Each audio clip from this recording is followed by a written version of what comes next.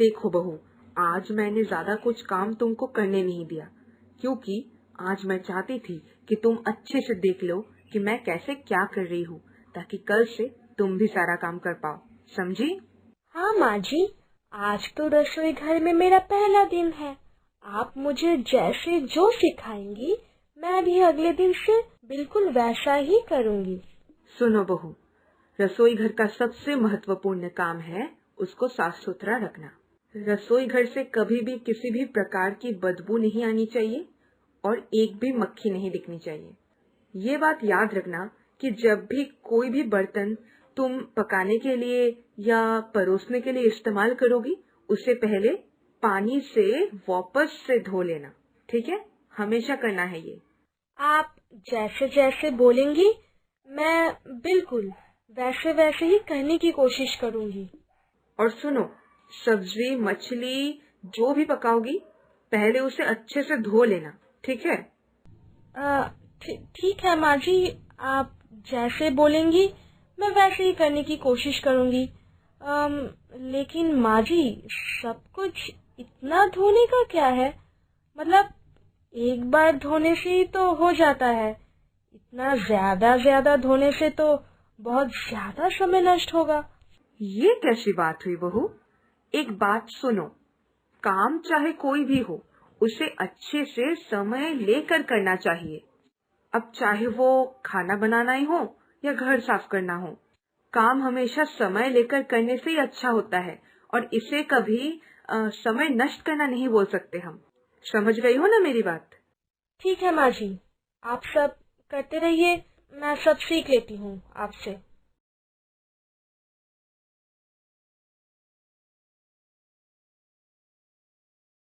लेकिन कुछ दिन बीतते ही साधना का असली रूप सामने आ जाता है। बहू, चावल धो लिया है तुमने या मैं धो दूं? तुम बोलो तो मैं ही धो लेती हूँ। नहीं मम्मी जी, इसकी कोई जरूरत नहीं है। मैंने तो गर्म पानी से चावल धोया है, जिससे चावल ज्यादा साफ होगी। अरे वाह बहू, मैंने तुमको जितना साफ सुथरा समझा था तुम तो उससे भी साफ सुथरी निकली। चावल को गर्म पानी से धोने से ये ज्यादा साफ होते हैं। मैंने तो ये बात पहले कभी सोची भी नहीं थी। चलो अच्छा है, तो फिर बहू तुम खाना वाना पका लो और मैं उस तरफ के सारे काम संभाल लेती हूँ। ठीक है? हाँ माँ जी, आप जाइए। भगवान का लाख लाख शुक्र है जो मुझे ऐसी बहू मिली। मैंने तो सोचा भी नहीं था कि बहू मुझसे भी साफ सुथरी निकलेगी।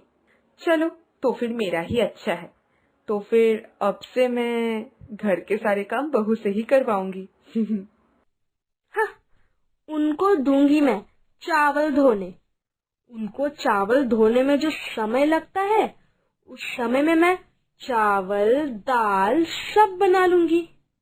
नहीं, जल्दी जल्दी सब कुछ बना लेती हूँ, वरना थोड़ी देर बाद आकर बोलेंगी, बहू ये धोया है, वो धोया है। हाँ, कुछ भी। साधना जैसे तैसे खाना बनाई, उसके बाद रोज की तरह बर्तन धोने चली गई। इतना रगड़ रगड़ के कौन बर्तन धोता है? इन बर्तनों को पानी में थोड़ा धो लेने से ही तो हो जाता है। एक काम करती हूँ, इन बर्तनों को पड़ोस में जो तालाब है वही लेकर जाती हूँ।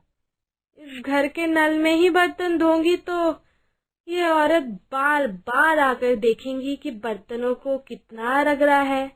हाँ, कितना साबुन इस्तेमाल कर रही है। हाँ, इतना झंझट में जाना ही नहीं है मुझे। बर्तनों को लेकर तालाब में ही जाती हूँ और फटाफट से धो के लाती हूँ, तब भी तो बर्तन साफ ही होंगे, है ना? जैसी सोच वैसा ही काम।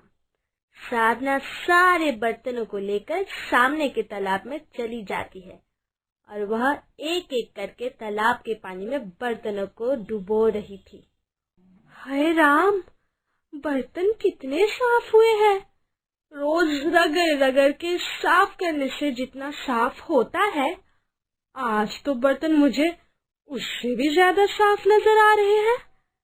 चलो अब घर लौटती हूँ। घर जाकर फटाफट रसोई घर भी साफ करना पड़ेगा। इतना बड़ा रसोई घर, कौन इसमें उतना पोछा लगाने जाएगा? हाँ, और उसके अलावा भी हर रोज इतना पोछा लगाने का ही क्या है भाई? खाना बनाने का जगह है, मतलब ही है वो साफ होता है।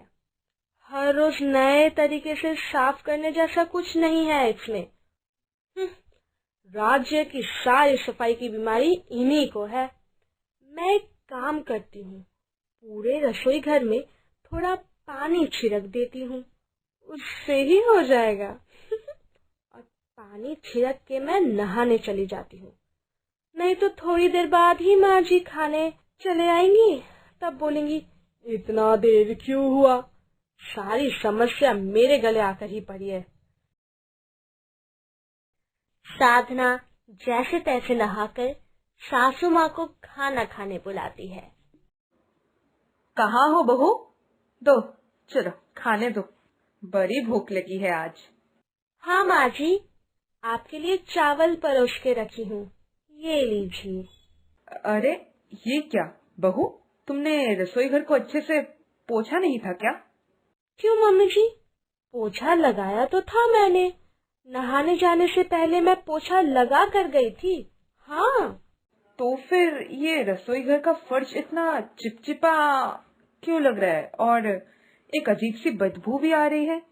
तुमने अच्छे से पोछा है ना सच में? नहीं माँ जी, कहाँ पर?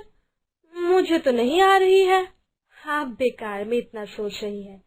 ये सब ना सोचकर जल्दी खाना खा लीजिए। हम लोगों के खाने के बाद फिर से मुझे एक बार रसोई घर पोछा लगाना पड़ेगा, है ना? हाँ वो तो है ही। और ये क्या बात है बहू? अरे थाले के ये किनारे किनारे ये सब पीला पीला, ये तो जूठा थाला लग रहा है बहू। माँ जी, आप खा रही हैं, आपकी थाली झूठी नहीं होगी, ये कैसी बात हुई भला? नहीं मतलब तुम ही देखो, मैंने तो अभी तक खाना शुरू भी नहीं किया और ना ही कोई तरकारी भी ली है अभी तक, फिर भी ये थाली के किनारे में पीला पीला कल के सब्जी की तरह लग रहा है। ये तो तुमने आज सुबह के बाद अच्छे से थाली नहीं धोई थी क्या? हाँ माँ जी, मैंने तो बहुत अच्छे से बर्तन धोया था। यहाँ तक मैंने तो बहुत पानी का इस्तेमाल करके बर्तन धोया था। आप भी इतना पानी इस्तेमाल नहीं करती बर्तन धोने वक्त। पता है मम्मी जी, मैं पूरी एक तालाब पानी में बर्तन धो के आई हूँ। तो तुम बोल रही हो ये पहले का जूठा नहीं है और अभी खाना परोसते वक्त लग गया है? हाँ माँ जी, असल में अकेले सब कुछ परोस रही हूँ ना, इसलिए कब ऐसे लग गया है ध्यान नहीं है। आप ये सब लेकर एकदम चिंता मत कीजिए, सब कुछ एकदम साफ है। आप भी खाना खाइए तो। हाँ हाँ मैं खा रही हूँ। नहीं नहीं, मुझे कुछ तो गड़बड़ लग रही है। सुबह थाली में जो जूठा मुझे दिखा वो बहुत ही सूखा था, लग रहा था बहुत पहले का है। क्या सच में बहू जितना साफ बोल रही है वो उतना साफ कर रही है? मुझे तो नहीं लग रहा। नहीं नहीं, मुझे इस बारे में नजर रखनी पड़ेगी।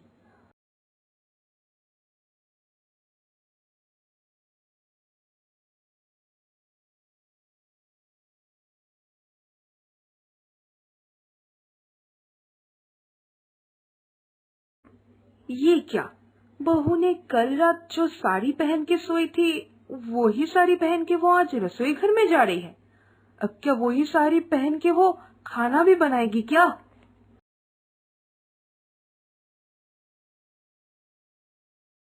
हाँ मैंने तो सही देखा था, बहू ने तो खाना पकाना शुरू भी कर दिया। और ये क्या, उसने रसोई घर में पोछा नहीं लगाया था क्या? कितने सारे मक्खी वगैरह मंडरा रहे हैं, उसी के बीच में बैठ के ये खाना पका रही है। और ये क्या, उसने तो चावल को बिना धोए ही उबालने के लिए डाल दिया।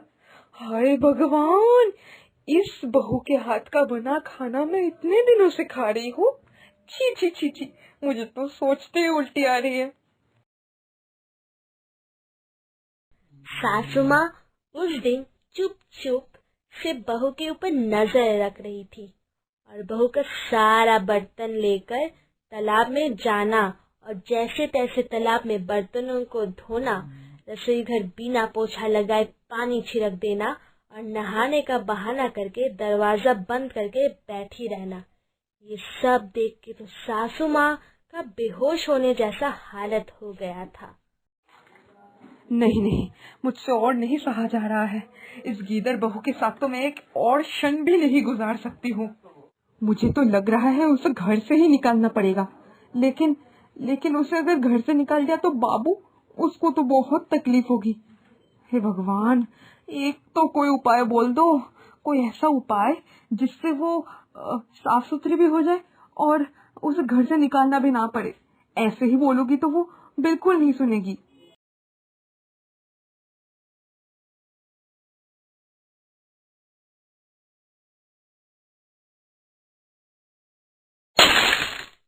कौन कौन है वहाँ? कौन है? मैं हूँ। मुझे नहीं पहचान रही है? मैं हूँ गंदगी से पलने वाली चुड़ैल। मुझे गंदगी बहुत पसंद है। माँ जी, माँ जी, माँ जी, बचाइए मुझे। भूत आया है मेरे कमरे में। माँ जी, ओ माँ जी। कोई भी नहीं बचा पाएगा तुझे आज। अभी चिल्ला क्यों रही है? तूने ही तो मुझे बुलाया था। अब से मैं तेरे ही साथ रहूंगी। चिंता की कोई बात नहीं है। मैं उन्हीं के साथ रहती हूँ जो गंदे रहते हैं।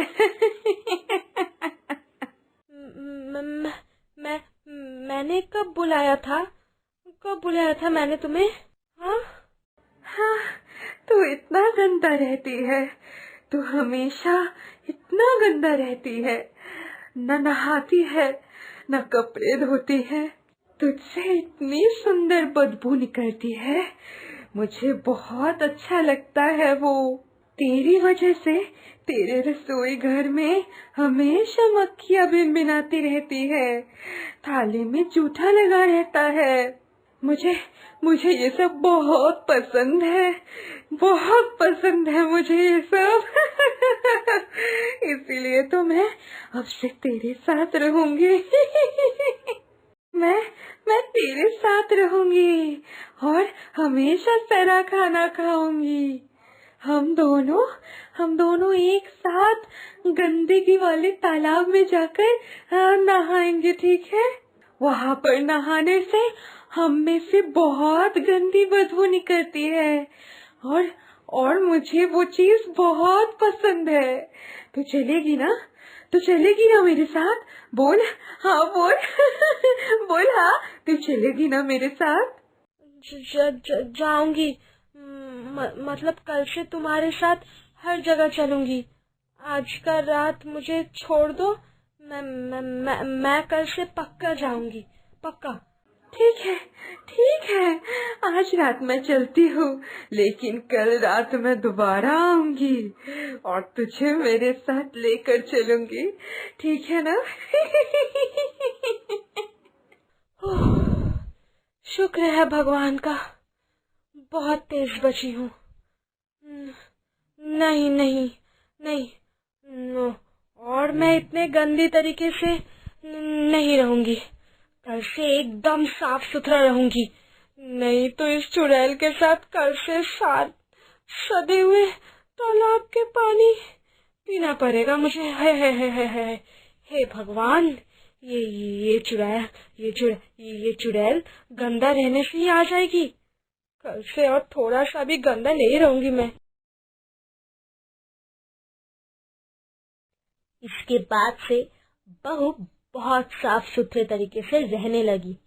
अच्छे तरीके से बर्तन धोना, अच्छे से रसोई घर में पोछा लगाना, कमरे के किसी भी कोने में धूल न जमने देना, अच्छे से नहाना, कपड़े धोना, यहाँ तक खाना बनाने से पहले अच्छे से सब कुछ धो लेना। और यह सब देखकर तो सास बहुत खुश हो जाती है और वह लोग वापस में पहले जैसे एक साथ खुशी खुशी रहने लगते हैं।